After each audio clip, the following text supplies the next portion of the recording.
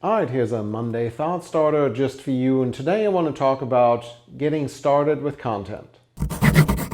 Producing content for any social media platform can feel overwhelming in the beginning, especially if you're starting out by yourself, not sure what equipment to use. Maybe it's just you and the camera trying to figure out what works. You get out there and feel like you're competing with a bunch of professionals, and for what it's worth, when most of us first get on TikTok, for example, it feels like someone that started a week ago is basically a video god compared to you. Now, the good news is that it quickly gets easier, and just a few days in, at least you're no longer brand new. In the beginning, it's all about getting started, making the first video, the first podcast, or writing the first blog post.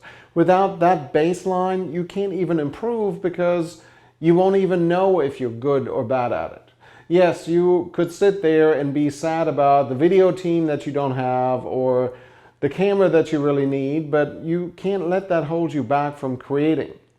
Does it really matter how many likes you get as long as you create what you want and speak your truth, so to speak? It really doesn't. You may think it matters, but if you let that hold you back, the world of social media will eat you alive. There is a saying that goes something along the lines of, if you want to please everyone, sell ice cream. Having been involved in an ice cream shop once upon a time, I can speak from experience that that's not even true.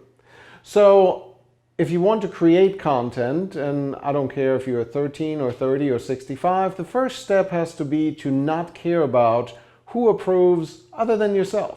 The problem with making content for likes or for monetization is that you lock yourself into what other people want you to do.